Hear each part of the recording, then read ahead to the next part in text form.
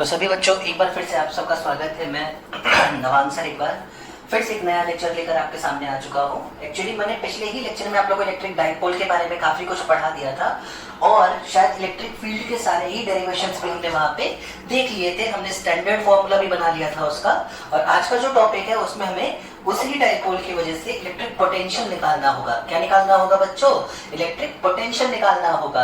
तो electric potential कहाँ निकलवाओगे sir? बेटा वही 3 जगह निकलवाऊंगा जहाँ पे कल फील्ड निकलवाई थी। मतलब पहले तो मैं आपको एक्सियल पॉइंट पे, दूसरी बार आपको इक्वेटोरियल पॉइंट पे और तीसरी बार आपको एक जनरल फॉर्मूला दूंगा इलेक्ट्रिक पोटेंशियल कैलकुलेट करने का। बिल्कुल ध्यान से देखो, बहुत ज्यादा आसान, बहुत ही ज्यादा आसान टॉपिक है ये। अगर हमने फील्ड को थोड़ा सा भी ध्यान से देखा होगा तो देखो, सबसे पहले हम बात करते हैं, अगर मुझे इलेक्ट्रिक पोटेंशियल पता करना है किसी डाइपोल की वजह से उसे किसी इक्वेटोरियल पॉइंट पे, तो ध्यान से देखो, मान लो ये मेरा एक डाइपोल है। सर ये कैसा डाइपोल है? बेटा याद करो, यही तो होता है माइनस क्यू और ये क्या होता है बच्चों? Plus Q. इन दोनों के बीच की डिस्टेंस सर 2d। क्या मुझे इसके सेंटर से एक ऐसा पॉइंट खोजना है जो एक्सिस पे मौजूद हो, कितनी दूर?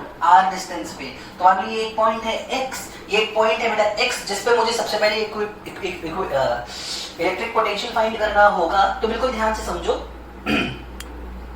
कैसे डिराइव कर सकते हैं। क्या तुम खुद से सोच सकते हो? हाँ सर बहुत आसान है सोचना। कल आपने फील्ड डिराइव करना तो सिखाया ही था। जैसे फील्ड सिखाया था वैसे ही पोटेंशियल निकालेंगे। कैसे बच्चों जरा फिर से बताओ तो। सर हम क्या करेंगे, हम पॉजिटिव चार्ज को एक पॉइंट चार्ज मान लेंगे, नेगेटिव को एक पॉइंट चार्ज मान लेंगे। पहले पॉजिटिव की वजह से पोटेंशियल निकाल लेंगे, बाद में नेगेटिव की वजह से पोटेंशियल निकाल लेंगे। और हम तो जानते ही हैं कि पोटेंशियल एक स्केलर क्वांटिटी है, तो जो भी रिजल्ट मिलेगा बेटा उसको आराम से हम लोग ऐड कर दिया करेंगे ताकि हमारा आंसर आ जाए। तो देखो ध्यान से, सबसे पहले बात कर लेते हैं इस पॉजिटिव चार्ज से इस पॉइंट x की आखिर दूरी कितनी है। इसकी दूरी है सर r माइनस डी के बराबर। कैसे बच्चों? सर ये d है, ये r है, तो ये r माइनस डी होगा। और माइनस q से उस x पॉइंट की दूरी कितनी है? सर वो दूरी हो जाएगी r प्लस डी के बराबर। तो चलो एक काम करते हैं, पोटेंशियल एट पॉइंट x निकालते हैं due to plus q charge. Sir क्या होता है फॉर्मूला? होता है बेटा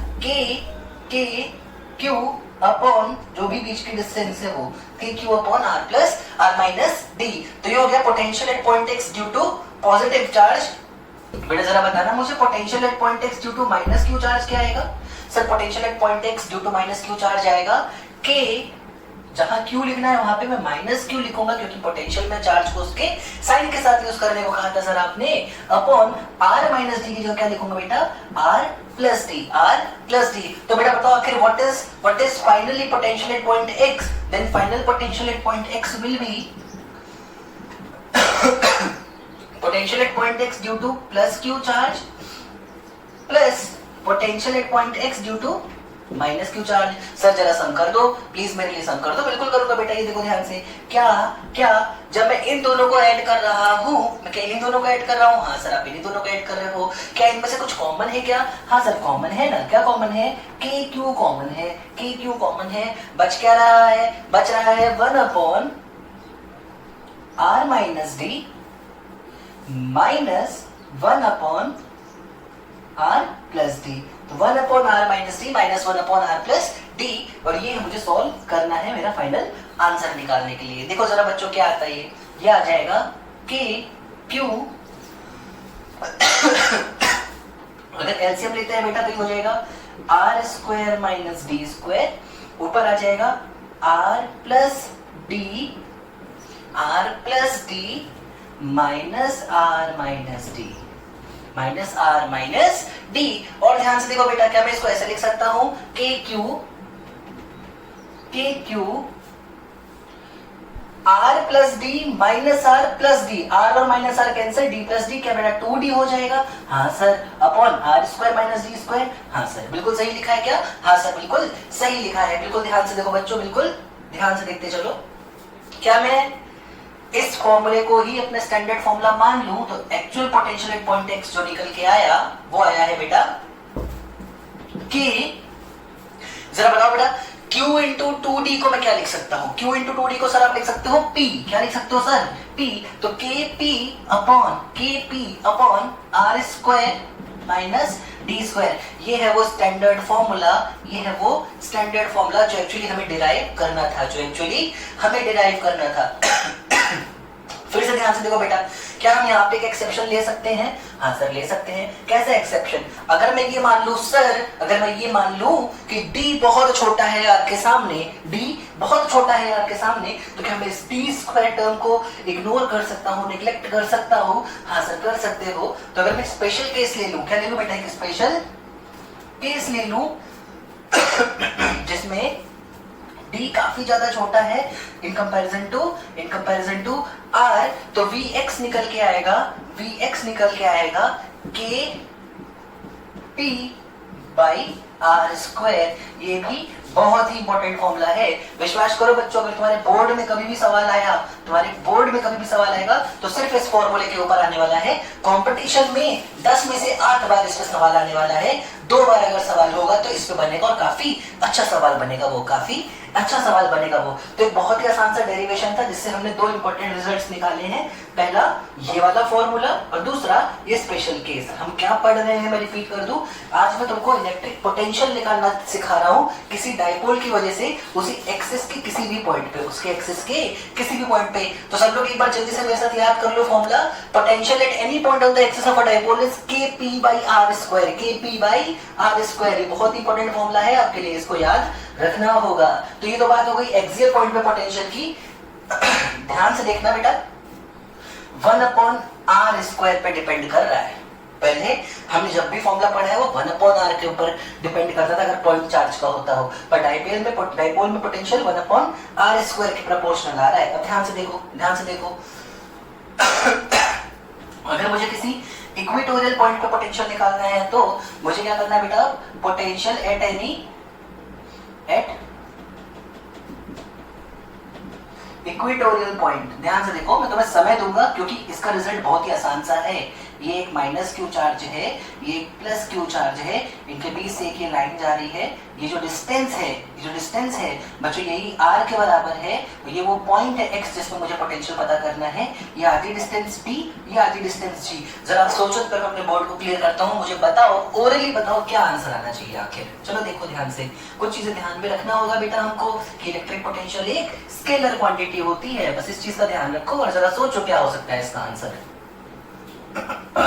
शाबाश बच्चों, तुम में से बहुत लोगों ने इसका आंसर सोच लिया होगा, और अगर तुमने इसका आंसर सोचा है तो मैं आपको याद दिलाता हूं, अगर ये डिस्टेंस d है, ये डिस्टेंस r है, तो बेटा ये डिस्टेंस कितनी होगी? Sir under root of r square plus d square लिख लेते हैं, under root of r square plus d square. तो ये डिस्टेंस कितनी होगी? सर ये भी under root of r square plus d square, ये भी under root of r square plus t square. Sir minus q की वजह से किसी पॉइंट पे पोटेंशियल कितना होता है? माइनस के क्यू अपॉन डिस्टेंस। मतलब क्या पोटेंशियल ड्यू टू जो माइनस क्यू आएगा, potential due to minus q आएगा, माइनस का k q upon r square plus d square का अंडर रूट। हाँ सर यही आएगा, हाँ सर यही आएगा। और potential due to plus q क्या आएगा बच्चों? Potential due to plus q क्या आएगा? सर वो आ जाएगा plus k q upon under root of r square plus d square. Sir क्या टोटल पोटेंशियल इन दोनों का सम होने वाला है? क्या टोटल पोटेंशियल इन दोनों का सम होगा? हाँ सर। डायरेक्शन बेटा स्केलर क्वांटिटी, डायरेक्शन की तो कोई बात ही नहीं है। अब मेरी बात ध्यान से समझो, मतलब कि जो फाइनल आंसर है वो इन दोनों का ही सम होगा। हाँ बेटा इन दोनों का ही सम होगा। जरा ध्यान से देखो, ऊपर वाला जितना नेगेटिव लिखा है नीचे वाले का उतना ही पॉजिटिव है। हाँ सर ऊपर वाला जितना नेगेटिव नीचे वाला उतना ही पॉजिटिव। तो जब मुझे नेट पोटेंशियल निकालना होगा तो क्या निकल के आएगा बच्चों? जीरो। हमेशा एक डाइपोल के लिए उसके इक्वेटोरियल प्लेन में अगर आप जाते हो, इक्वेटोरियल प्लेन में अगर आप जाते हो तो उस पे मौजूद किसी भी पॉइंट पे पोटेंशियल हमेशा क्या होता है बच्चों? जीरो के बराबर होता है। पोटेंशियल हमेशा जीरो के बराबर होता है। अब ध्यान से समझो, सॉरी तुम्हें बार बार डिस्टर्बेंस हो रहा होगा थोड़ा सा। देखो मेरी बात ध्यान से समझो, एक्चुअली क्या इक्वेटोरियल पॉइंट पे इलेक्ट्रिक फील्ड जीरो होती थी क्या? नहीं सर, इलेक्ट्रिक फील्ड तो kp बाई आर क्यूब निकली थी जहां तक मुझे याद आ रहा है, और पोटेंशियल जीरो। याद रखना, एक एग्जांपल दे रहा हूं, डाइपोल के इक्वेटर पे पोटेंशियल जीरो है पर फील्ड जीरो नहीं है, फील्ड जीरो नहीं है। एक और एग्जांपल, मान लो एक रिंग है पॉजिटिवली चार्ज, रिंग कैसी है बच्चों? Positively charge. इसके सेंटर पे इलेक्ट्रिक फील्ड कितनी होगी बच्चों? सर जीरो होगी। क्यों? क्योंकि ये वाला पॉजिटिव रिंग का उसके डायमीटर के ऑपोजिट पॉइंट से कैंसिल हो जाता होगा। ऐसे हर एक डायमीटर के ऑपोजिट पॉइंट से एक दूसरे की फील्ड को कैंसिल कर देते होंगे, तो नेट फील्ड सेंटर पे जीरो। क्या पोटेंशियल जीरो आया था? चेक कर लो बेटा, तुम्हारे पास फॉर्मूला तो है। पोटेंशियल आया होगा के क्यू बाई आर के बराबर। पोटेंशियल कितना आया होगा बच्चों? के क्यू बाई आर के बराबर। तो पोटेंशियल हो गया होगा के क्यू बाई आर के बराबर, फील्ड वहां पे जीरो है। क्या कहना चाहते हो सर? आप तो फंसा रहे हो। नहीं, कई बार कई अच्छे पेपर में सवाल पूछा जाता है कि अगर किसी पॉइंट पे पोटेंशियल जीरो है तो क्या पक्का फील्ड जीरो होगी? आंसर है नहीं सर, ऐसा बिल्कुल भी नहीं है। एग्जांपल है डाइपोल। डाइपोल के इक्वेटर पे पोटेंशियल जीरो होता है पर फील्ड जीरो नहीं होती है। क्या फील्ड जीरो?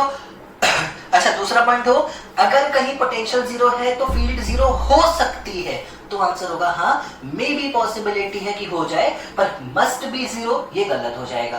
ठीक, इसका उल्टी बात भी कर लो। If there is a point where electric field is zero then potential of that point must be zero, फिर ये लाइन गलत हो जाएगी। लेकिन अगर लिखा हो पोटेंशियल मे बी जीरो तो वो लाइन सही हो जाएगी। तो याद रखना, फील्ड जीरो है तो जरूरी नहीं है कि पोटेंशियल भी जीरो हो, या पोटेंशियल जीरो है तो ये जरूरी नहीं है कि फील्ड भी जीरो हो। पोटेंशियल जीरो है तो ये बिल्कुल भी जरूरी नहीं है कि फील्ड भी बच्चों जीरो हो। तो बहुत इंपॉर्टेंट कॉन्सेप्ट था ये, electric potential at any equatorial point, और बहुत ज्यादा ही आसान था। बच्चों मेरी बात ध्यान से समझो। अगर तुमने इलेक्ट्रिक फील्ड कैलकुलेट करते टाइम, यानी कल के लेक्चर में इलेक्ट्रिक फील्ड के एक्सियल पॉइंट पे क्या फॉर्मूले होते हैं याद कर लिया है, इक्वेटोरियल का याद कर लिया और जनरल का नहीं किया, कोई बात नहीं, कोई बात नहीं। ज्यादा से ज्यादा यही होगा कि जनरल के क्वेश्चन तुम नहीं कर पाओगे, पर उससे तुम्हारे इक्वेटर और एक्सिस वाले क्वेश्चंस में कोई दिक्कत नहीं आएगी। पर विश्वास करो, अगर इलेक्ट्रिक पोटेंशियल ही निकालनी है, इलेक्ट्रिक पोटेंशियल निकालनी है, तो मेरा सजेशन है बेटा तुम जनरल फॉर्मूला याद रखना। कौन सा फॉर्मूला याद रखना बच्चों? General formula. ये दोनों फॉर्मूले तुम्हें याद खास रखने की जरूरत नहीं है। देखो ध्यान से, देखो ध्यान से। अब मैं क्या करने जा रहा हूं, मैं एक जनरल पॉइंट पे इलेक्ट्रिक पोटेंशियल निकालना चाहता हूं। कैसे निकालूंगा? सर मैंने कल ही तो सीखा था कि मैं डाइपोल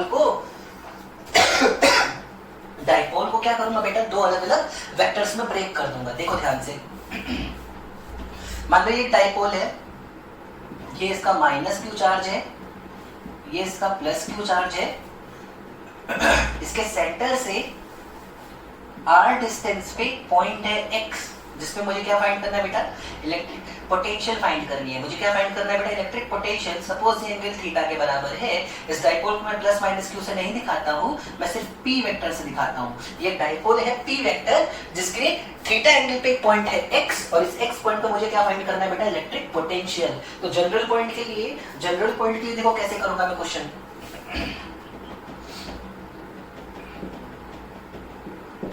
क्या मैं इस डाइपोल को दो अलग अलग डाइपोल्स बना सकता हूँ छोटे छोटे? हाँ सर बना सकते हो ना।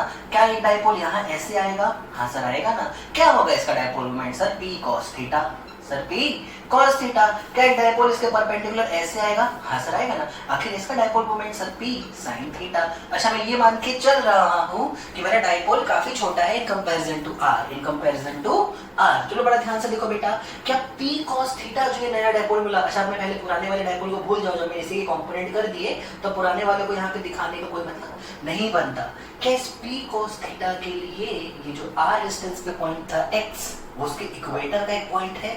हाँ सर, ये तो इक्वेटर का पॉइंट है, ये तो इक्वेटर का पॉइंट है। और इक्वेटर के पॉइंट के लिए तो मुझे फॉर्मूला पता है। इक्वेटर के पॉइंट के लिए फॉर्मूला मुझे क्या पता है? मान लेता हूँ जो पोटेंशियल है वो v1 आएगा, तो v1 इज k, जहां p लिखना था वहां पे p cos theta upon r square. ये आया सर, ये आया। अच्छा जरा बताओ, ये जो p sin थीटा वाला डाइपोल मिला, ये रहा p sin थीटा वाला, क्या उसके लिए ये वो पॉइंट है और क्या वो उसके इक्वेटर पे है? हाँ सर, वो उसके इक्वेटर पे है। तो उसकी वजह से जो पोटेंशियल आएगा, अभी सर आपने निकलवाया था, वो क्या आएगा बच्चों?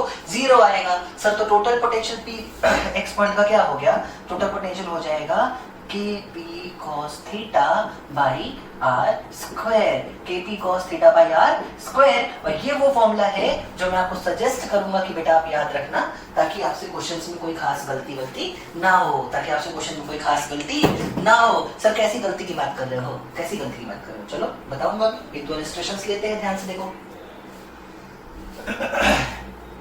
आपको एक्सियल पॉइंट का तो फॉर्मूला याद है ना, kp बाई आर स्क्वायर। चलो बढ़िया, देखो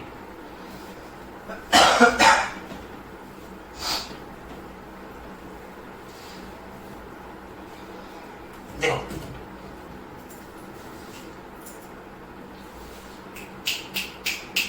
एक क्वेश्चन करते हैं, सब बच्चे करेंगे खुद से, उसके बाद मेरा आंसर अरेंज करोगे आप। एक डाइपोल है, शॉर्ट डाइपोल। शॉर्ट डाइपोल क्यों बोला सर आपने? जब भी तुमसे बेटा कभी लिखा होगा क्वेश्चन में शॉर्ट डाइपोल, मतलब वो साफ साफ ये कहना चाहता है कि D is very very small in comparison to R। इस डाइपोल का डाइपोल मोमेंट दे रखा है, मान लेते हैं कितना, 10 कूलम मीटर, ठीक है। इस डाइपोल की एक्सिस पे यहां एक चार्ज है 2 कूलम का, इसकी डिस्टेंस 1 मीटर। कितनी डिस्टेंस है बेटा ये? 1 मीटर। अब ये यहां रखा हुआ है, मान लो ये पॉइंट है x। इस चार्ज को यहां से उठा के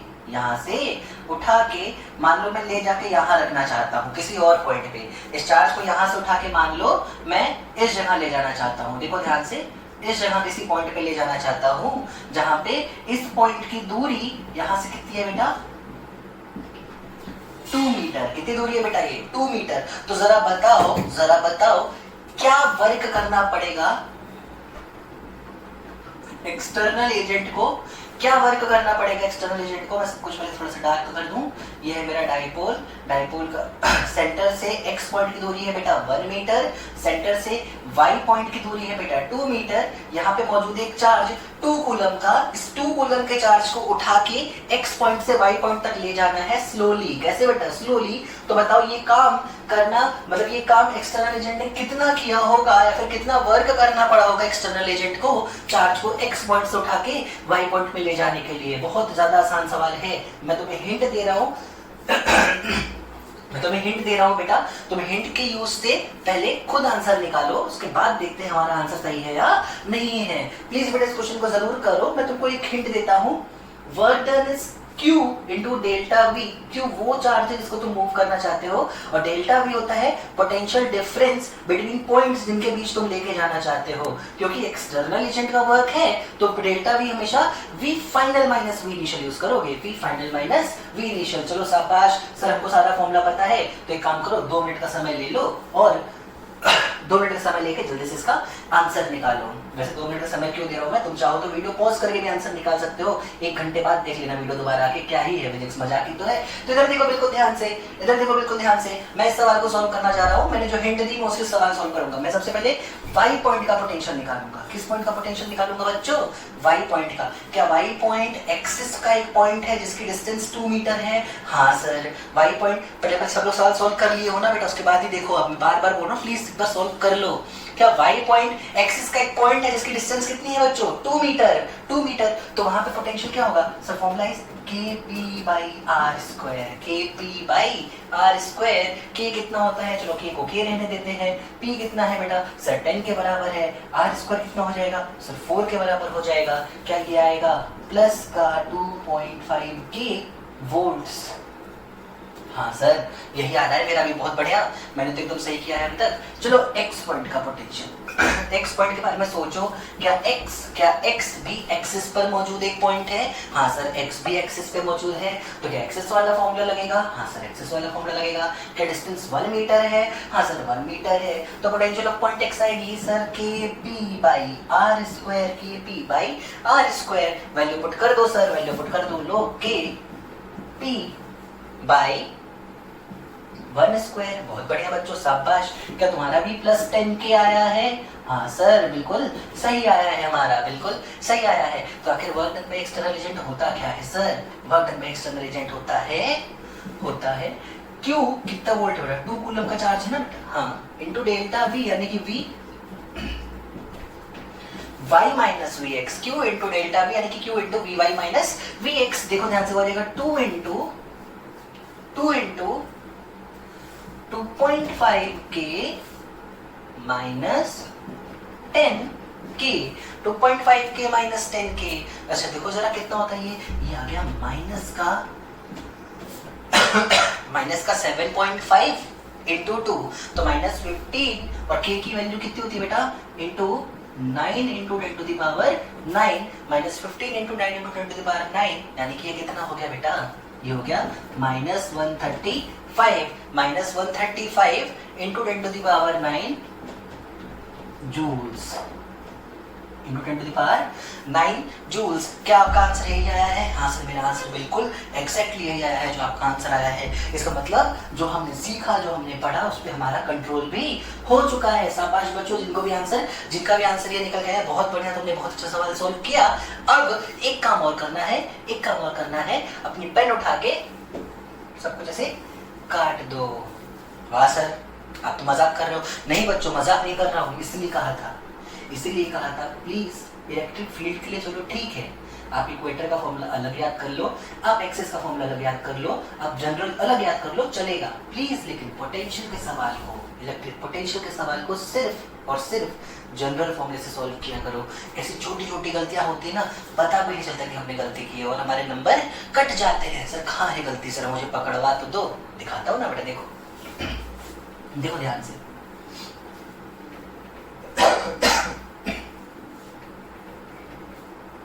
देखो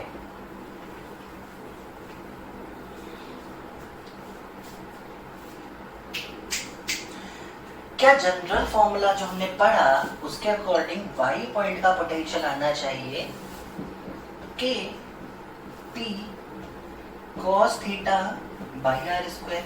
हाँ सर वाई पॉइंट के लिए सेंटर से कहाँ जाना पड़ेगा? ऐसे जाना पड़ेगा। सर पी वेक्टर किधर है? ऐसे है पी वेक्टर। एंगल कितना हुआ? 0 डिग्री हुआ सर। कॉस 0 कितना होता है? 1 होता है सर। चलो सारी वैल्यू पुट करो। तो k यानी 9 इंटू 10 टू द पावर, नहीं आप छोड़ो k लिख लेते हैं, लास्ट में रख लेंगे k into p into cos 0 यानी कि 1 अपॉन डिस्टेंस का स्क्वायर यानी कि 4। तो कितना आ गया सर? 2.5k। यही तो आया था सर, यही तो आया था। बिल्कुल सही बात है बेटा, मैंने कब कहा ये नहीं आया था? देखो ध्यान से, Vx kp cos theta by r square, kp cos theta by r square. जरा फिर से वैल्यू पुट करो, k की k, p की 10, r स्क्वायर की वैल्यू 1 cos थीटा। सर इस बार x पॉइंट के लिए किधर जाना पड़ा? इधर। p वेक्टर किधर है? इधर। एंगल कितना हो गया भाई? 180 डिग्री। और cos 180 कितना होता है बच्चों? सर -1। तो क्या यहाँ पे माइनस आएगा? हाँ सर माइनस आएगा। तो माइनस आएगा तो ये क्या बचा बेटा? माइनस का 10k वोल्ट। कितना बचा? माइनस का 10k वोल्ट। अब बताओ जरा, work done by external agent कितना होना चाहिए sir? Work done by external होना चाहिए Q into Vy minus 10k। तो ये हो जाएगा प्लस 10k।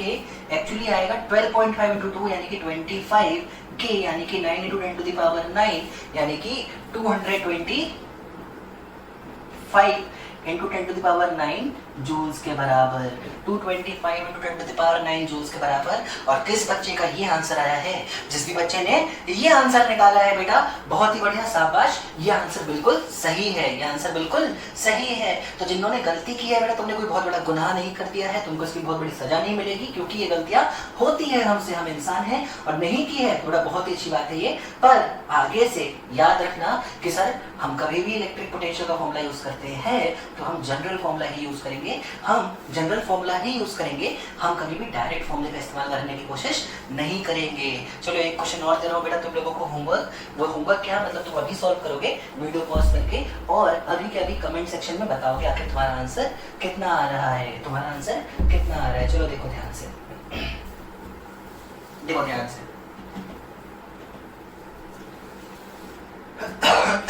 चलो एक क्वेश्चन देता हूं मैं सिंपल सा। मान लीजिए डाइपोल, आप समझ जाओ प्लस का माइनस का, इसका डाइपोल मोमेंट फिर से मैं 10 ले लेता हूं, 10 कूलम मीटर।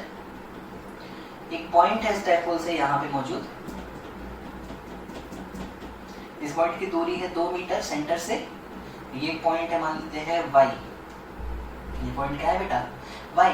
एक पॉइंट और है, इस पॉइंट का नाम है x, इसकी दूरी भी 2 मीटर। अब ध्यान से सुनो, ये एंगल 37 डिग्री दे रखा है, कितना दे रखा है बेटा? 37 डिग्री। और ये एंगल 53 डिग्री दे रखा है, कितना दे रखा है बच्चों?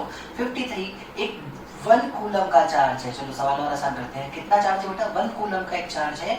इसको x से उठा के y तक ले जाना है बहुत ही स्लोली। x से उठा के कहाँ ले जाना है बच्चों? y तक ले जाना है बहुत ही स्लोली। तो बताओ आखिर कितना वर्क करेगी हमारी electric field? Find work done by electric field in moving charge of 1 coulomb from point x two point y in presence of a given dipole. बहुत ही आसान सवाल है। मैं 2 हिंट दे दे रहा हूँ सवाल करने के लिए, पर तुम खुद सॉल्व करो बच्चों, तुम्हारे लिए ज्यादा अच्छा होगा। पहला हिंट ये है कि जो थीटा एंगल होता है ना बच्चों, वो P वेक्टर से मेजर किया जाता है। कहाँ से मेजर किया जाता है? हमेशा P वेक्टर से।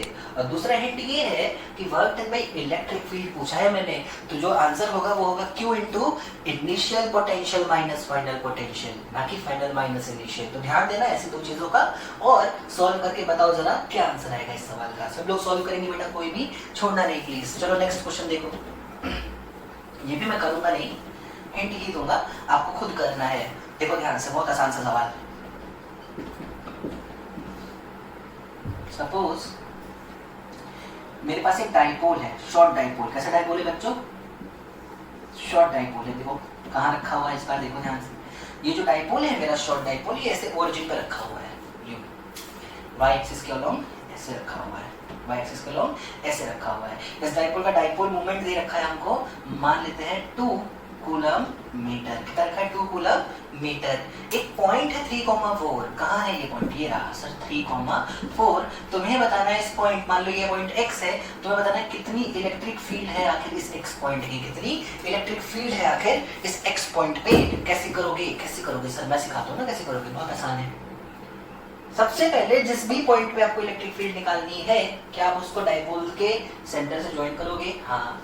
P वेक्टर से इस लाइन को देखने वाला एंगल क्या? ये थीटा फाइंड करोगे। हाँ। और बाद में जो भी फॉर्मूला होता है आपका kp/r³ under root 1 plus 3 cos square theta, इस फॉर्मूले का यूज करके आप क्या निकाल लोगे बच्चों? आंसर निकाल लोगे। सर थीटा कैसे फाइंड करेंगे? इतना सा तो तुमको काम दे रहा हूँ बेटा, ऐसे कम से कम नहीं तो 100-150 सवाल से ऊपर किया है हम लोगों ने 11th क्लास में। आसान तो है बेटा। एक ट्राइंगल बनेगा इक्विलेट, चलो राइट एंगल ट्राइंगल बनेगा। कितनी और हिंट दे देता हूँ। तो राइट एंगल ट्राइंगल है और 3 और 4 ऐसे कोऑर्डिनेट्स हैं कि अपने आप हाइपोटेन्यूज 5 हो जाएगा। इजी है तुम्हारे लिए क्वेश्चन करना, तो प्लीज ट्राई करो और इसका आंसर बताओ। मुझे पता तो चले कि तुम मेहनत कर भी रहे हो कि नहीं कर रहे हो। तो ये कुछ बिल्कुल छोटे छोटे से आसान से सवाल हो गए जो आपको इलेक्ट्रिक डाइपोल के बारे में आने चाहिए, या आपका कमांड अच्छा होना चाहिए। मैं नेक्स्ट टॉपिक की तरफ बढ़ता हूँ, तब तक आप इतनी चीजों को नोट कर लो, जो क्वेश्चन दिए उनको सॉल्व कर लो। तो चलो बच्चों नेक्स्ट टॉपिक देखते हैं जो आज हमें कवर करना है, वो है dipole in a uniform electric field. मतलब अगर किसी रीजन में यूनिफॉर्म इलेक्ट्रिक फील्ड मौजूद है और ऐसे में मैं अगर अपने डाइपोल को ले जाके वहां पे रखता हूं, तो क्या फोर्स लगेगा उस पे, क्या टॉर्क लगेगा उस पे, क्या पोटेंशियल एनर्जी होगी उस डाइपोल की अलग अलग ओरिएंटेशंस में, क्या वर्क करना पड़ेगा हमें डाइपोल को किसी एक ओरिएंटेशन से किसी दूसरे ओरिएंटेशन में ले जाने के लिए। तो इन सारी चीजों के बारे में हमें डिटेल में पढ़ना है इस पर्टिकुलर टॉपिक में, जिसका नाम है dipole in uniform electric field. ध्यान देना, पहला टॉपिक है यूनिफॉर्म इलेक्ट्रिक फील्ड, और जो हमारा फर्स्ट चैप्टर है इलेक्ट्रोस्टैटिक्स 1, उसका लास्ट टॉपिक होगा dipole in non uniform electric field. मतलब हम लोग ऑलमोस्ट चैप्टर के एंड की तरफ बढ़ चुके हैं। बिल्कुल ध्यान से देखो, मान लो मेरे पास एक रीजन में बिल्कुल यूनिफॉर्म इलेक्ट्रिक फील्ड हो, बिल्कुल यूनिफॉर्म इलेक्ट्रिक फील्ड है, ठीक है। इस इलेक्ट्रिक फील्ड को मैं E के बराबर मान लेता हूँ। कितनी मान लेता हूँ बेटा? E मान लेता हूँ। चलो ध्यान से देखो, अब अगर मैं इस पे इस इलेक्ट्रिक फील्ड के रीजन में अपने डाइपोल को लाके रख दूं, मैं डाइपोल को कुछ ऐसे लाके रख रहा हूं, बिल्कुल इलेक्ट्रिक फील्ड के पैरेलल, बिल्कुल इलेक्ट्रिक फील्ड के पैरेलल। या फिर और मैं और लिख दे रहा हूं बेटा, एक साथ दो डाइपोल की बात नहीं कर रहा हूं, एक ही की बात कर रहा हूं, एंटी पैरेलल रख देता हूं। कैसा रख देता हूं बेटा? Anti parallel. मतलब मैं केस 1 जब मैं तुम्हें पढ़ाने जा रहा हूं, जब मैं तुमको पहला केस पढ़ाने जा रहा हूं, तब मैं ये मान के चलता हूं कि जो एंगल है E और P वेक्टर के बीच, E वेक्टर और P वेक्टर के बीच, वो या तो 0 डिग्री है या फिर 180 डिग्री है। इस केस में ध्यान से देखो, अब मैं इसको यहाँ समझा रहा हूँ बहुत डिटेल में। सर आपने यही तो लिखा है, ये है -q, ये है +q, और यहाँ पे इन दोनों के बीच का ये कुछ है नहीं यहाँ पे, मतलब हम मान लेते हैं आपको डाइपोल जैसा फील दिलाएगा बस, ठीक है। तो ये मेरा डाइपोल, अगर E इलेक्ट्रिक फील्ड मौजूद है सर, तो +q पे चार्ज, मतलब सॉरी +q पे फोर्स क्या पॉजिटिव क्यू पे चार्ज पे फोर्स हमेशा फील्ड की डायरेक्शन में लगता है, ऐसे लगेगा कितना क्यू ई, कितना बच्चों क्यू ई, बहुत बढ़िया शाबाश। माइनस क्यू पे फोर्स सर वो भी इसे लगेगा क्यू ई, पर क्या माइनस क्यू पे फील्ड के ऑपोजिट लगता है? हाँ सर, तो लिखना तो मुझे क्यू ई है जब मैं डायरेक्शन की बात कर लेता हूँ। तो अब अगर मैं ध्यान से देखूं तो ये पूरा सिस्टम है ना बेटा, डाइपोल, डाइपोल एक सिस्टम है ना दो चार्ज का। इस सिस्टम पे आखिर नेट फोर्स क्या हुआ? इस सिस्टम पे नेट फोर्स होता है सर जीरो। तो जो मुझे सबसे पहला पॉइंट सीखने को मिला कि अगर डाइपोल को मैंने यूनिफॉर्म इलेक्ट्रिक फील्ड में रखा है कुछ इस तरीके से कि थीटा या तो 0 है या तो 180, तो उस डाइपोल पे लगने वाला फोर्स हमेशा क्या होने वाला है बच्चों? फोर्स हमेशा क्या होने वाला है? 0 होने वाला है। चलो एक काम और करके देखो, महसूस करो, अगर कर लो तो मजा आ जाएगी, नहीं कर पाए तो कुछ और तरीका निकालेंगे सीखने के लिए, पर सीखना तो है ही, क्या कुछ भी हो। बिल्कुल ध्यान से देखो, ये है डाइपोल, सपोज ये रहा वो डाइपोल, ठीक है, और ये है इलेक्ट्रिक फील्ड की डायरेक्शन, मतलब डाइपोल इलेक्ट्रिक फील्ड के पैरेलल रखा हुआ है या एंटी पैरेलल भी मान लो। तो इस वाले चार्ज पे क्या फोर्स इस तरफ लग रहा है और इस वाले चार्ज पे क्या फोर्स इस तरफ लग रहा है। अब दोनों फोर्स खींच के मुझे पता कि डाइपोल घूमेगा क्या? नहीं सर, डाइपोल घूमता हुआ महसूस नहीं होगा। उल्टा करके देख ले भाई, प्लस क्यू इधर ला दे, माइनस क्यू इधर, तो इस पे फोर्स इधर, इस पे फोर्स इधर, लो लगाओ दोनों पे फोर्स, क्या डाइपोल घूमेगा क्या? डाइपोल घूमने वाला नहीं है। इसका मतलब ये है कि जब डाइपोल को हम लोग यूनिफॉर्म इलेक्ट्रिक फील्ड में रखते हैं कुछ इस तरीके से कि थीटा या तो 0 होता है या तो 180 होता है, तो जो चीज सीखने को मिली वो ये है कि फोर्स क्या आएगा बच्चों? 0। फोर्स क्या आएगा?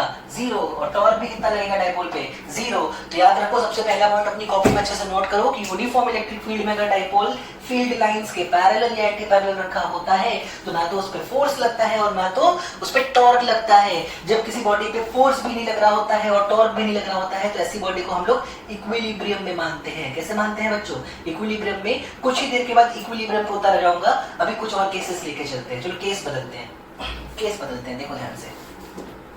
केस 2 में अब मेरा डाइपोल किसी थीटा एंगल पर रखा हुआ इलेक्ट्रिक फील्ड से, किसी भी थीटा एंगल पर रखा होगा इलेक्ट्रिक फील्ड से। देखो सपोज ये है मेरा डाइपोल, बहुत बड़ा बना रहा हूं बेटा, तुम लोग को बस फील हो इसलिए ऐसा कर रहा हूं, ध्यान से देखना। ये है मेरा वो डाइपोल जो कि इलेक्ट्रिक फील्ड से किसी थीटा एंगल पे है आपकी, ठीक है। कितने एंगल पे बच्चों? थीटा एंगल पे। देखो ध्यान से, क्या सर ये कुछ ऐसी बात है कि ये है माइनस क्यू चार्ज, ये है प्लस क्यू चार्ज, ठीक है। अब बताओ जरा प्लस क्यू पे फोर्स कहाँ लगेगा? सर प्लस क्यू पे फोर्स हमेशा फील्ड की डायरेक्शन में लगेगा, तो प्लस क्यू पे फोर्स ऐसे लग रहा होगा, कितना लग रहा होगा बच्चों? क्यू ई के बराबर। सर माइनस क्यू पे फोर्स कहाँ लगेगा? माइनस क्यू पे फोर्स फील्ड से ऑपोजिट लगेगा और कितना लग रहा होगा बच्चों? क्यू ई के बराबर। क्या ये पूरा मिलकर एक सिस्टम है? हाँ सर ये सिस्टम है। सिस्टम पे आगे फोर्स क्यू ई, पीछे फोर्स क्यू ई, ऊपर कोई फोर्स नहीं, नीचे कोई फोर्स नहीं, सिस्टम पे नेट फोर्स 0 सर। जब डाइपोल यूनिफॉर्म इलेक्ट्रिक फील्ड में रखा होता है कुछ इस तरीके से कि ना तो वो पैरेलल हो ना तो वो एंटी पैरेलल हो, तब भी फोर्स पे क्या लग रहा होगा? 0 ही लग रहा होगा।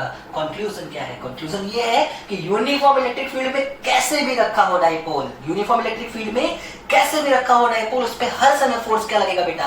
0। पर अब जरा सोचते हैं टॉर्क के बारे में, सपोज ये मेरा वो डाइपोल है, जो इसका कैप दिख रहा होगा आपको बच्चों, कैप दिख रहा होगा, ये पॉजिटिव वाला चार्ज है और जो बैक हिस्सी है वो नेगेटिव चार्ज है। नेगेटिव चार्ज पे फोर्स इधर लग रहा है, इधर, और पॉजिटिव पे इधर लग रहा है फोर्स। अगर मैं इन दोनों फोर्सेस को खींचूं तो क्या ये ऐसे सीधा हो सकता है? हाँ सर हो सकता है। मतलब टॉर्क लग रहा होगा। क्या लग रहा होगा बच्चों? टॉर्क लग रहा होगा। मतलब अगर एंगल 0 या 180 नहीं है, एंगल 0 या 180 नहीं है तो फोर्स तो 0 आएगा सर। पर महसूस करके देखो, ये है पॉजिटिव चार्ज, ये है नेगेटिव चार्ज, ऐसे खींचूंगा बॉडी को तो घूम तो जाएगी ना भाई। हाँ सर घूम जाएगी, मतलब इस पर torque is not equal to 0। तो याद रखना torque is not equal to 0। Point में क्वेश्चंस आते हैं, यानी कि एकदम सिंपल से क्वेश्चन आते हैं। In a uniform electric field when a dipole is placed, first option होता है both torque and forces are 0। दूसरा ऑप्शन होता है torque must be 0 but force may be 0। तीसरा होता है force must be 0, torque may be 0। और चौथा ऑप्शन होता है force and torque can never be 0। Answer क्या होगा बच्चों? Force must be 0 but torque may be 0। तो कितना होता है ये टॉर्क? यही तो हमें सीखना है। हमें क्या सीखना है बच्चों? कि आखिर ये टॉर्क कितना होता है, चलो देखते हैं ध्यान से। दो तीन चीजें और सीखेंगे सिंपल सिंपल सी, उसके बाद आगे बढ़ते हैं टॉपिक में। देखो अगर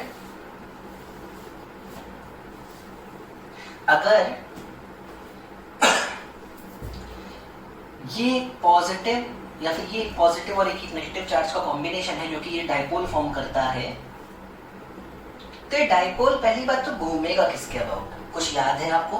अगर किसी सिस्टम पे नेट फोर्स 0 होता है, ये रोटेशन का टॉपिक है, मैं याद दिलाता हूँ। अगर किसी सिस्टम पे नेट फोर्स 0 होता है तो अगर वो बॉडी घूमती है तो या तो हिंज के अबाउट घूमेगी या तो हिंज के अबाउट घूमेगी, और अगर बॉडी फ्री है तो हमेशा सेंटर ऑफ मास के अबाउट घूमेगी, हमेशा सेंटर ऑफ मास के अबाउट घूमेगी। कहाँ है आखिर इसका सेंटर ऑफ मास? सर जरूरी नहीं है कि हर बार बीचों बीच हो, तो ध्यान से देखना, मैं स्टैंडर्ड फॉर्मूला निकालूंगा पर टॉर्क का बिल्कुल ध्यान से देखो। मान लेता हूं मैं कि इन दोनों का सेंटर ऑफ मास इनके बीचों बीच है। देखो रिजल्ट में कोई फर्क नहीं पड़ेगा, मैं भी दिखाता हूँ, रिजल्ट देखोगे आप खुद समझ जाओगे कोई फर्क नहीं पड़ेगा।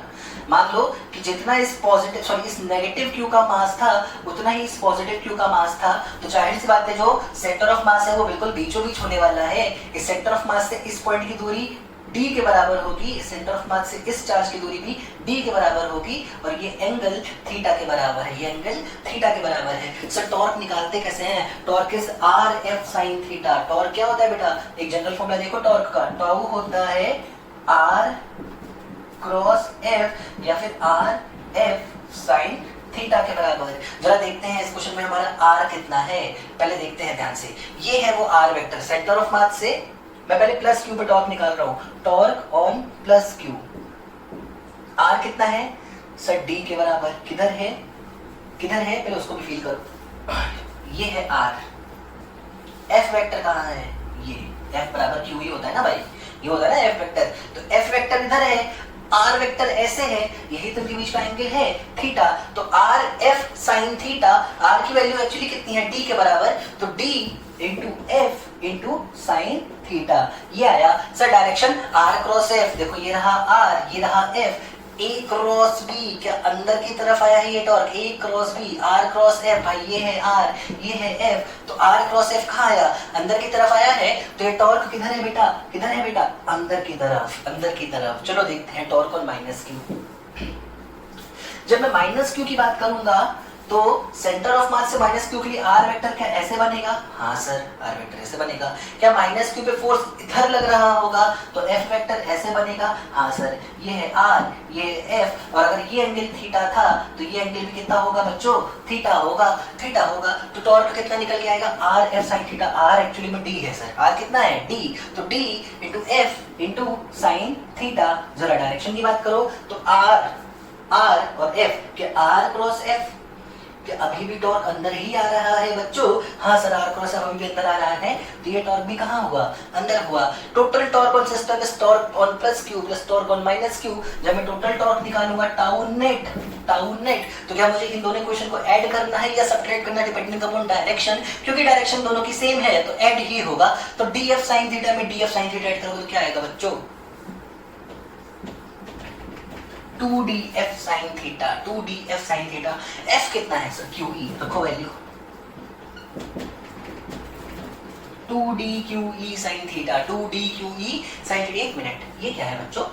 ये क्या है sir? 2d distance between both charges of dipole, q magnitude of one of the charge, तो q into 2d क्या यही p होता है? हाँ सर ये तो p होता है। तो टॉर्क का फॉर्मूला निकल के आया है PE sin थीटा। इसलिए मैंने कहा था आंसर में d का कोई खास रोल नहीं है। अगर ये लेंथ d होती तो भी आंसर ये आता, ये d/2 होती, बाकी 3d/2 होती तो भी यही आता, वो d/4 होती, बाकी बची हुई 3d/4 होती तो भी आंसर यही आता, PE sin थीटा। तो जो टॉर्क का फॉर्मूला है, जो मुझे याद रखना है बहुत ही ढंग से, वो आएगा P vector cross E vector.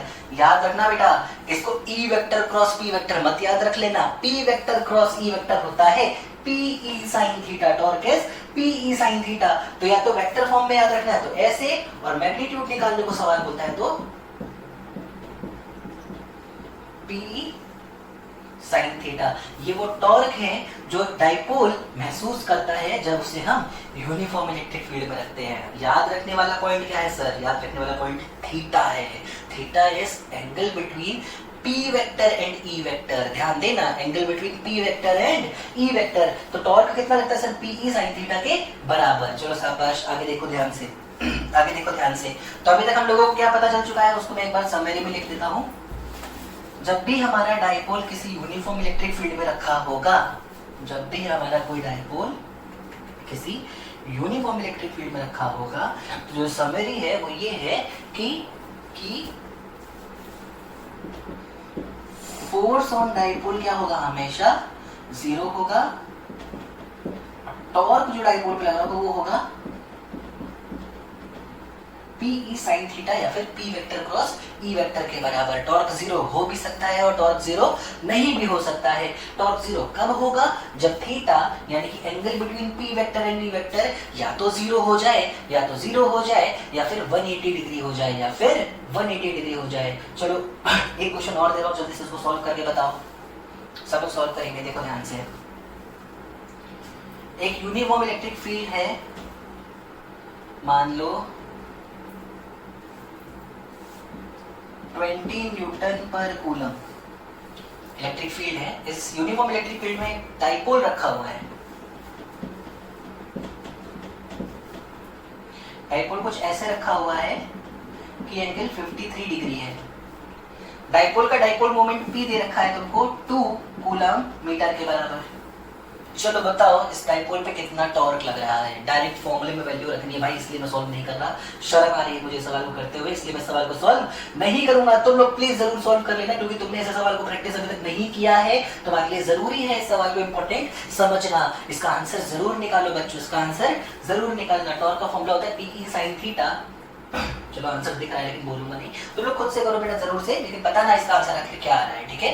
तो एक सिंपल सा क्वेश्चन दे रहा हूं आपकी प्रैक्टिस के लिए, इसके आगे टॉपिक को कंटिन्यू करता हूं। देखो ध्यान से, ध्यान से देखो। अभी कुछ देर पहले मैंने कहा था कि अगर किसी बॉडी पे टॉर्क भी 0 हो और फोर्स भी 0 हो, टॉर्क भी 0 हो और फोर्स भी 0 हो जाए, तो उस बॉडी पे उस बॉडी का इक्विलिब्रियम आ जाता है। उस बॉडी का बच्चों इक्विलिब्रियम आ जाता है। अब फिर से वही बात, अगर इक्विलिब्रियम है तो सर स्टेबल कहलाएगा कि अनस्टेबल कहलाएगा? अगर गलती से भी स्टेबल निकला तो स्टेबल निकला तो क्या डिस्प्लेस करके छोड़ने पे SHM हो सकता है? हाँ सर हो सकता होगा। अगर गलती से भी SHM निकला, अगर गलती से भी SHM निकला तो क्या टाइम पीरियड पूछ सकता है? हाँ सर पूछ सकता है। बढ़िया, तो पूरी कहानी हमारे सामने क्लियर है। हमको करना क्या है? नेक्स्ट टॉपिक वही है, इक्विलिब्रियम ऑफ डाइपोल।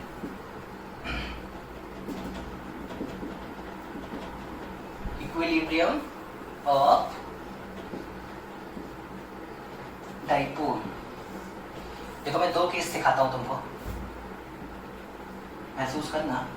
पहला, जब थीटा इक्वल टू 0 हो, क्योंकि मुझे पता है इक्विलिब्रियम से 2 कंडीशन में आएगी, या तो डाइपोल को तुम इलेक्ट्रिक फील्ड के पैरेलल रख दोगे, या तो डाइपोल को तुम इलेक्ट्रिक फील्ड से एंटी पैरेलल रखते होगे। अगर मैंने थीटा को 0 रखा है, मतलब ये है मेरा E वेक्टर, अगर ये है मेरी इलेक्ट्रिक फील्ड, अगर तो ये है मेरा डाइपोल।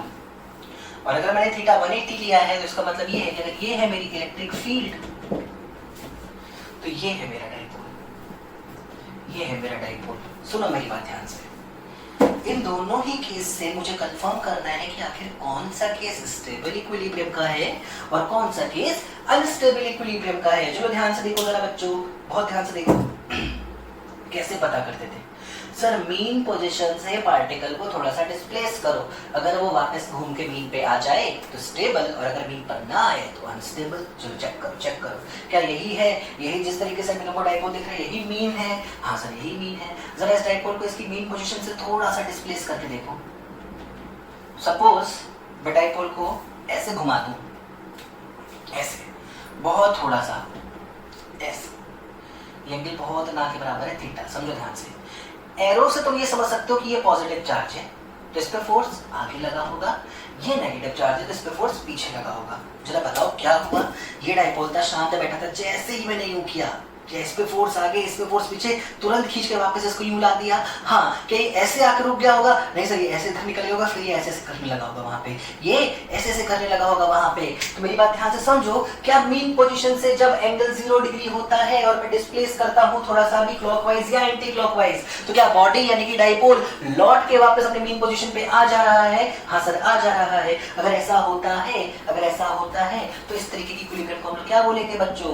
स्टेबल बोलेंगे। हे भगवान, स्टेबल निकल गया, अब तो टाइम पीरियड सब पढ़ा के रहेगा ये मोटा। हाँ बेटा, पढ़ाना ही पड़ेगा। ध्यान से देखो, अगर ऐसी बात को हम लोग करते हैं तो स्टेबल इक्विलिब्रियम निकल के आ जाएगा। चलो इसको चेक करो, इसको चेक करो, देखो ध्यान से। अगर मैं इस डाइपोल को इसकी ओरिएंटेशन से थोड़ा सा ऐसे डिस्प्लेस कर दूं, क्या पॉजिटिव चार्ज है ये, पॉजिटिव पे फोर्स इधर लगेगा, क्या नेगेटिव है ये, फोर्स इधर लगेगा। देखो ध्यान से क्या हुआ, देखो भाई, ये रहा मेरा डाइपोल, ये रहा मेरा डाइपोल। हल्का सा इसको ऊपर उठाया तो पॉजिटिव पे फोर्स लगा इधर, नेगेटिव पे इधर, क्या पूरा का पूरा डाइपोल यू नाच गया, पूरा का पूरा डाइपोल यू नाच गया। क्या वापस मीन की तरफ लौटा? नहीं सर, मीन की तरफ तो नहीं लौटा। और अगर मीन की तरफ नहीं लौटा तो ऐसे डाइपोल की इक्विलिब्रियम क्या कहलाएगी बच्चों? ऐसे डाइपोल की इक्विलिब्रियम कहलाएगी अनस्टेबल। हे भगवान, चलो शुक्र है कि एक ही बार स्टेबल निकला, वरना तो बड़ा सारा कॉन्सेप्ट सिखाना होता। चलो अच्छी बात है। हम स्टेबल इक्विलिब्रियम कब होता है? जब थीटा होता है 0, डाइपोल होता है पैरेलल टू इलेक्ट्रिक फील्ड। और अनस्टेबल इक्विलिब्रियम कब होगा? जब डाइपोल होगा parallel to anti parallel to electric field, theta होगा 180 डिग्री। तो स्टेबल अनस्टेबल कब होता है? बहुत इंपॉर्टेंट कॉन्सेप्ट होता है, पूछा जाता है, ये भी बहुत इंपॉर्टेंट है, हमको याद होना चाहिए। और टॉपिक में आगे बढ़ते हैं कि आखिर स्टेबल इक्विलिब्रियम है तो प्रूव करो, बहुत छोटा सा डिस्प्लेस करके छोड़ा जाए तो डाइपोल एसएचएम परफॉर्म करेगा। कुछ चीजें याद दिला दूं अभी, क्योंकि हम लोग एंगल के टर्म्स में बातें कर रहे हैं, एंगल के टर्म्स में बातें कर रहे हैं, तो हमें बस ये प्रूव करना है अल्फा यानी कि angular acceleration of particle proportional to minus of theta to the power 1। जैसे a proportional to negative of x की पावर 1 किया करते थे हम लोग ऐसे प्रूव करने के लिए। अब हमें प्रूव करना है alpha is proportional to minus of theta to the power 1। चलो देखो ध्यान से, देखो ध्यान से बच्चों, देखो मैं स्टेबल इक्विलिब्रियम की कहानी शुरू करता हूं। स्टेबल इक्विलिब्रियम से, अच्छा तुमको पढ़ाने के लिए हो सकता है मैं एंगल बहुत बड़ा दिखाना चाहता हूं, पर रियलिटी में ये एंगल बहुत छोटे होंगे। ध्यान से देखना, मैं अपने डाइपोल को उसके ओरिएंटेशन से थीटा एंगल ऐसे बेंड कर दिया, ठीक है ना। मैंने याद रखना किधर है एंगल, सिर्फ बाहर की तरफ, आउटवर्ड है थीटा।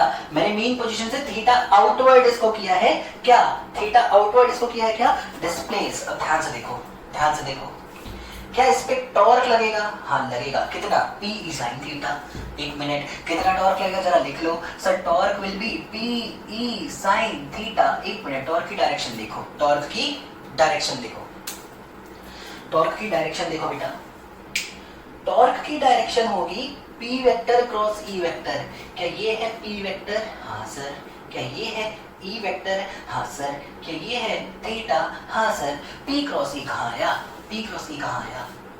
अंदर। एक मिनट, बॉडी का डिस्प्लेसमेंट बाहर, बॉडी पे टॉर्क अंदर। कॉन्सेप्ट ये कहता था बॉडी को पहले करो डिस्प्लेस, जहां करोगे डिस्प्लेस उसको मानोगे पॉजिटिव, फिर निकालोगे नेट टॉर्क। अगर वो टॉर्क उस डायरेक्शन में है तो पॉजिटिव लेना, अगर उसके ऑपोजिट है तो नेगेटिव लेना।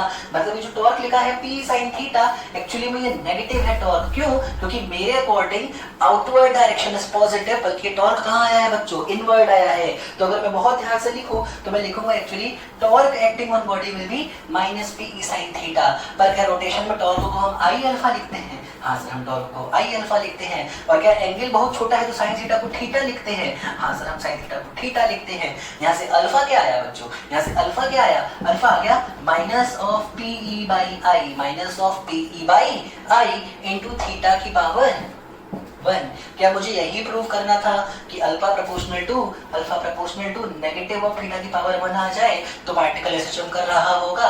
और यहाँ से मैंने ये प्रूव कर दिया कि पार्टिकल एसएचएम कर रहा होगा, पार्टिकल एसएचएम कर रहा होगा। तो आखिरी सवाल क्या हो गया बच्चों? आखिरी सवाल हो गया कि इस एसएचएम का टाइम पीरियड कितना होगा, इस एसएचएम का टाइम पीरियड कितना होगा। मुझे अच्छे से पता है सर, अल्फा एच होता है minus of omega square theta. Compare करोगे बेटा तो तुमको मिलेगा omega square is equal to P E by I से। बहुत तेज पढ़ा रहे हो, बहुत तेज नहीं पढ़ा भाई, 16 लेक्चर हो गए अब तो। पढ़ा चुका हूँ ये सब पहले से, बकवास तो करो नहीं। ओमेगा स्क्वायर कितना आ गया, पीई बाई आई के बराबर, पीई बाई आई के बराबर ओमेगा स्क्वायर आ गया, तो ओमेगा कितना आ गया, under root of P E by I. अच्छा, टाइम पीरियड और ओमेगा में क्या रिलेशन होता है sir, T is 2 pi by omega, T is 2 pi by omega. और जब आप ये वैल्यू यहाँ पे पुट करोगे तो टाइम पीरियड ऑफ एसिड, जो बड़ा बड़ा फॉर्मूला लिख रहा हूँ क्योंकि इंपॉर्टेंट है, आएगा under root 2 pi under root I upon T E. बहुत ध्यान से सुन लो पहले मेरी बात, फॉर्मूला हर किताब में दिया रहता है, बच्चा याद कर लेता है बहुत आराम से, कोई बहुत बड़ा रॉकेट साइंस नहीं है। तो मैं क्यों कह रहा हूँ बेटा, बहुत ध्यान दो, ध्यान इस चीज पर देना है कि ये आई क्या होता है। आई होता है बेटा मोमेंट ऑफ इनर्शिया, किसके अबाउट, सेंटर ऑफ मास। तो जो भी तुम्हारा डाइपोल होगा उसके सेंटर ऑफ मास के अबाउट मोमेंट ऑफ इनर्शिया निकालना पड़ेगा। अरे सर कहना क्या चाहते हो, कहना चाहता हूँ जो बिल्कुल ध्यान से सुनो, जनरली 10 में से 6 सवाल बोल रहा हूँ, 6 से 7 सवाल ऐसे ही होते हैं जिसमें दोनों ही चार्ज सेम मास के होते हैं, चाहे वो नेगेटिव चार्ज चाहे वो पॉजिटिव। इस केस में इनके बीच का सेपरेशन अगर 2d है तो जो सेंटर ऑफ मास है वो बिल्कुल बीचों बीच यानी कि d डिस्टेंस पे आता है, तो इसका भी मोमेंट ऑफ इनर्शिया इसके अबाउट md स्क्वायर आएगा और इसका भी मोमेंट ऑफ इनर्शिया इसके अबाउट md स्क्वायर आएगा। और क्वेश्चन में आई हमेशा 2md स्क्वायर के बराबर यूज करने से आंसर आ जाया करेगा, आई हमेशा 2md स्क्वायर बराबर यूज करने से आंसर आ जाया करेगा। पर यार ये वो बच्चे करते हैं ना जो चीजों को रटते हैं, हमने रटा तो नहीं है, हमने तो समझा है, हमको सब आता है। और अगर हमको सब आता है तो मैं फॉर्मूला कभी भी ये नहीं याद रखूंगा, मैं हमेशा ये ही याद रखूंगा, मैं हमेशा ये याद रखूंगा। चलो देखो मैं तुमको दिखाता हूँ मजा। सोचो क्वेश्चन ऐसा होता, ये मास 2m है और वो मास m है, अब क्या कहते हो, सेंटर ऑफ मास बीचों बीच होगा, नहीं सर, तो कहाँ होगा, m2 इंटू बीच की distance upon m1 plus m2, मतलब कि m into 2d upon 3m, m into 2d upon 3m, m से m कैंसिल, क्या 2d बाई 3 पे, मतलब यहाँ से ये डिस्टेंस क्या 2d बाई 3 आएगी और ये यहाँ से डिस्टेंस क्या सिर्फ d बाई 3 बचेगी। हाँ, तो अब मोमेंट ऑफ इनर्शिया इसका लिखोगे तो आएगा md स्क्वायर बाई 9, बल्कि उसका लिखोगे तो आएगा 8md स्क्वायर बाई 9। आप जब उसको सॉल्व करोगे तो कुछ और ही मोमेंट ऑफ इनर्शिया आया होगा, और अब आंसर जब यहाँ रखोगे आई तो कुछ और रखोगे तब जाके आपका सही आंसर आ पाएगा।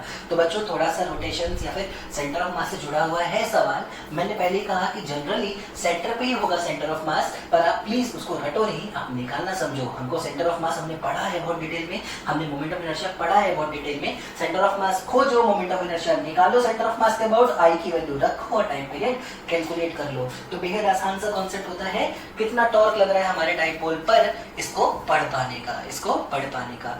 अब मैं तुमको बता दूं आज का लेक्चर मैं यहाँ पे एंड करने जा रहा हूँ। कल जो हमारा लेक्चर होगा उसमें इलेक्ट्रिक फील्ड में ही डाइपोल को अगर मैं एक एंगल से दूसरे एंगल तक ले जाऊं तो मुझे कितना वर्क करना पड़ेगा ये कैलकुलेट करना है। फिर किसी भी तरीके के एंगल पे कितनी पोटेंशियल एनर्जी है डाइपोल की ये कैलकुलेट करना है। और आखिर नॉन यूनिफॉर्म इलेक्ट्रिक फील्ड में अगर मेरा डाइपोल होता, नॉन यूनिफॉर्म इलेक्ट्रिक फील्ड में होता तो क्या होता, टॉर्क और फोर्स का क्या होती इंटरेक्शन उनके बीच, इसके बारे में पढ़ना है। तो कल का लेक्चर मोस्ट प्रोबेबली इस चैप्टर का लास्ट लेक्चर करूंगा मैं। आज तक का सारा कॉन्सेप्ट बेटा अच्छे से क्लियर कर लो ताकि तुमको कल कोई दिक्कत ना हो। चलो थैंक यू, ध्यान रखो अपना और अपने फ्यूचर का भी ध्यान रखो बच्चों।